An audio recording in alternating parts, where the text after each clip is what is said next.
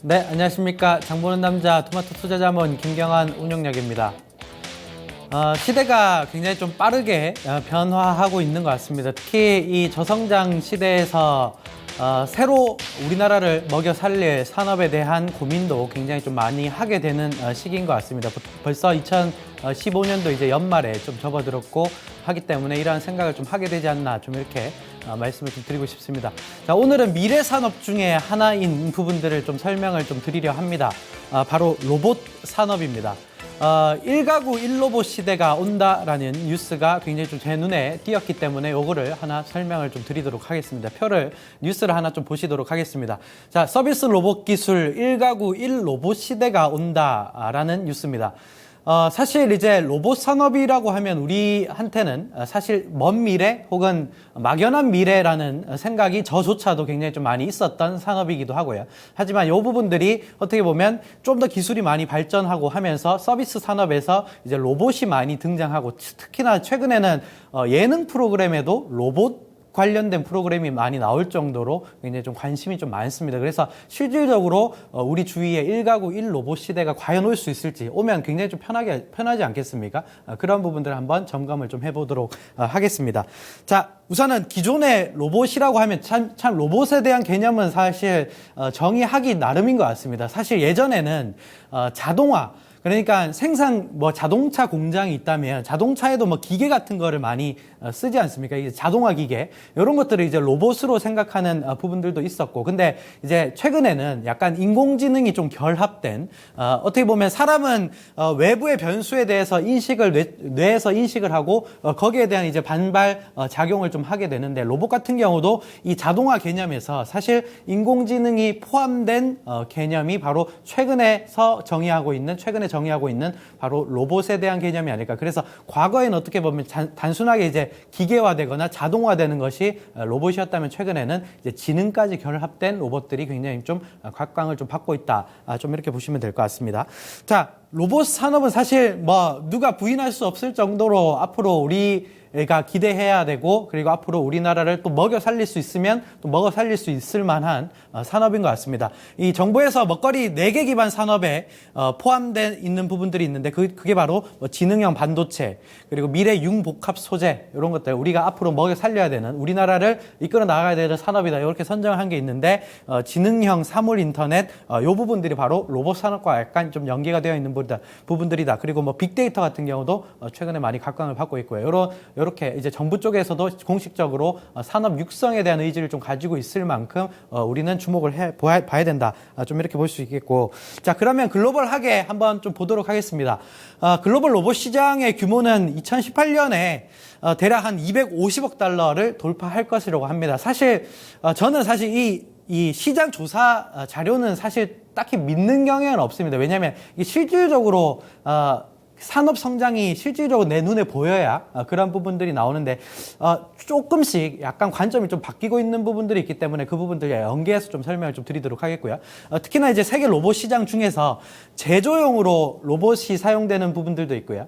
예, 서비스용으로 로봇이 사용되는 경우도 있는데, 사실 제조용 같은 경우는 뭐 공장에서 많이 쓰이는 로봇, 자동화 기계 같은 거를 이제 제조용 로봇이라고 하고, 근데 이게 약간 좀 변하고 있는 것이 서비스용 로봇 산업이 굉장히 좀 고성장을 따라가고 있다. 좀 이렇게 제조형과 거의 일맥상통하게 좀 따라가고 있다. 이 부분들을 명확하게 좀 보셔야 돼요. 그래서 서비스 시장이 개화하게 되면 사실 공장에 있는 로봇들을 우리가 직접 접할 기회가 없지만, 서비스, 우리 주위에 있는 로봇들이 만약에 생겨나게 되면 요거는 진짜 큰 시장이 될 수 있다. 좀 이렇게 생각할 수 있습니다. 그래서 그런 부분들 같이 연계해서 보는 것도 굉장히 좀 중요한 것 같습니다. 자, 로봇에서 이제 상업화가 되기 시작한 것들이 있습니다. 우리가 막연하게 로봇은 막연한 미래야, 아니면 이게 정말 될까? 돈이 될까? 라는 생각하는 부분들이 있는데, 실질적으로 약간 생각이 변했던 게 바로 이겁니다.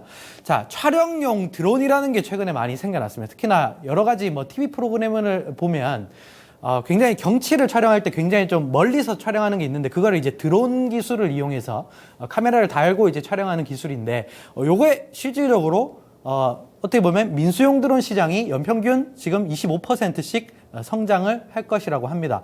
실질적으로 우리 주위에 지금 나오고 있기 때문에 요건 정말 돈이 되겠다. 이게 바로 로봇 기술의 서비스화의 시작 아닌가 좀 이렇게 판단하고 있고요. 그래서 점차 로봇 산업이 너무나 막연했지만 이 산업이 상용화되고 상업화되고 이런 부분들이 우리 주위에 보이고 있기 때문에 우리는 분명히 이 산업을 명확하게 좀 인지를 할 필요가 있다. 분석을 할 필요가 있다. 좀 이렇게 말씀을 드리고 싶고, 자, 1가구 1로봇 시대가 오려면 사실 직업이 많이 줄어들 것 같습니다. 왜냐면 이 로봇이라는 게 사실 이 고용과는 약간 좀 반대된 개념. 그러니까 인간이 할 수 있는 거를 로봇이 대체해 준다는 거기 때문에 사실 로봇이 많이 대체를 하게 되면 그러한 직업군들이 많이 사라지게 됩니다. 근데 이 시장 조사 자료에 따르면 주요 직업에 로봇이 대체하고 있는 지수가 1이면 전부 다 로봇이 대체했다라는 걸 의미를 하는데, 로봇 지수가 0.99에 올라온 게 있습니다.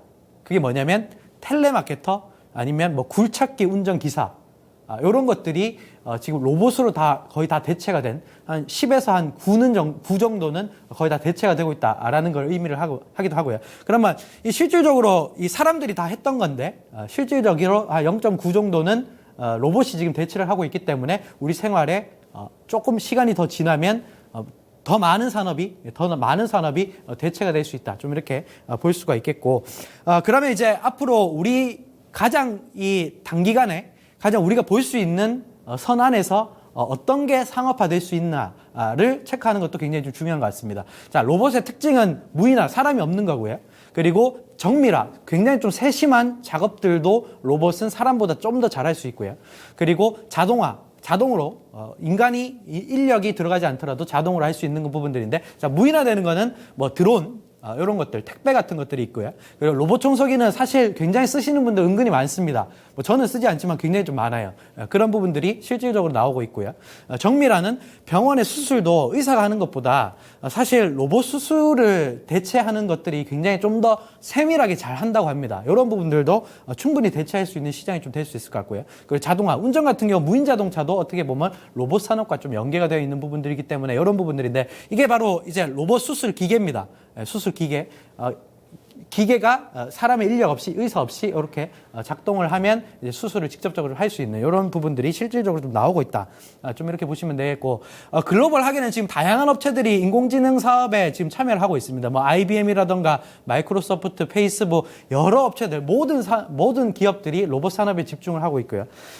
하지만 우리나라는 약간 조금 뒤처지는 것 같습니다. 지금 우리나라 같은 경우는 이 미국과 일본, 중국은 굉장히 로봇 기술이 많이 발전이 되어 있는데 우리나라는 굉장히 상대적으로 좀 뒤처져 있다라는 뉴스들도 굉장히 좀 많이 나오고 있고, 실질적으로 우리나라 업체들 같은 경우는 뭐 하나테크이라던가 유진로봇 이런 업체들이 전반적으로 관련주들이 될 수 있는데, 아직 기술력 자체가 아까 보셨다시피 약간 좀 부족한 부분들이 있기 때문에 관련해서 연계해서 산업 관련주들을 좀 체크를 하면서 실질적으로 로봇 산업이 올라올 때 실질적으로 실적이 좀 올라오는 업체들 위주로 투자를 하는 것이 좀 바람직하겠다. 좀 이렇게 말씀을 좀 드리도록 하겠습니다. 그래서 약간 이제 단점이 있는데, 로봇 산업의 단점은 약간 의견이 좀 나뉩니다.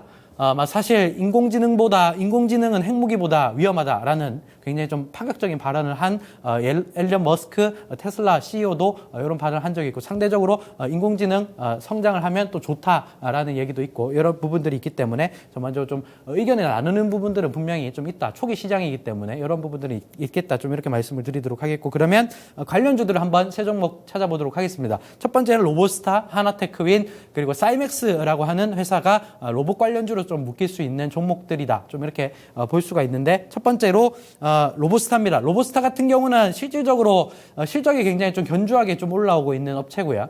차트를 보시면 계속적으로 좀 우상향하고 있는 업체고, 산업용 로봇 제조를 좀 하고 있는 업체이기 때문에 관심을 좀 가질 필요가 있겠고요. 그리고 두 번째로는 하나테크윈 같은 경우 실질적으로 뭐 로봇 산업과 관련된 무인화 사업을 좀 진행하고 있기 때문에 관련 종목줄로 좀 분류가 될 수 있겠고, 그리고 사이맥스라는 회사도 반도체 장비 업체긴 한데 로봇 산업 장비와 로봇은 사실 똑같은 개념이지 않습니까? 그렇기 때문에 이런 종목들이 앞으로 로봇 산업의 관련주가 될 수 있다. 좀 이렇게 말씀을 좀 드리도록 하겠습니다. 자, 오늘 여기서 마치도록 하겠습니다. 감사합니다.